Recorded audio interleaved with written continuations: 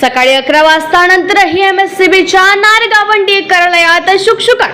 विजेचा अपव्यय।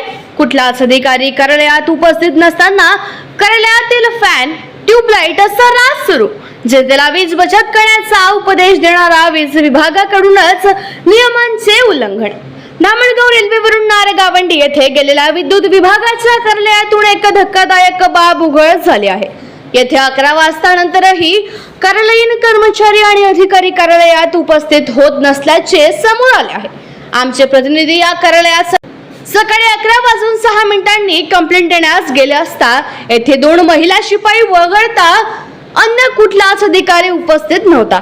विशेष असे की या कार्यालयात ड्युटीवर असणाऱ्या कर्मचाऱ्यांपैकी 95% कर्मचारी हे अकोला, नागपूर, अमरावती, यवतमाळ या ठिकाणाहून अपडाऊन करतात।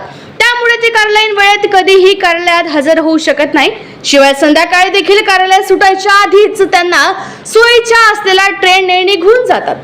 या ठिकाणी आलेल्या एका गरीब विद्युत ग्राहकाने आपली कैफियत मांडताना सांगितले की त्यांच्या घरची मागील 14 महिन्यांपासून बिल न भरल्याने कापली होती।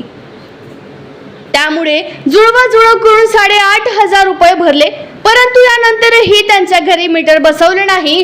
तो रोज कार्यालयाच्या येरझाऱ्या मारत आहे आणि येथील कर्मचारी एकमेकांवर ढकलत आहे। काल बिल भरला 8,550 रुपये। एका घंट्यात मीटर बसवतो म्हणे, तर ते अजून आले नाही। 3 चक्र मारून आलो। ते म्हणते का साहेबांनी मला सांगितलं नाही, साहेब मला सांगितलं नाही, ते आले नाही ना काहीच नाही। 3 काम सोडून मला चक्र मारावं लागून आलं इथं। तर 14 महिने लाईन नव्हते, इकडून तिकडून पैसे भरून येतं, हे तर देऊन आले आता।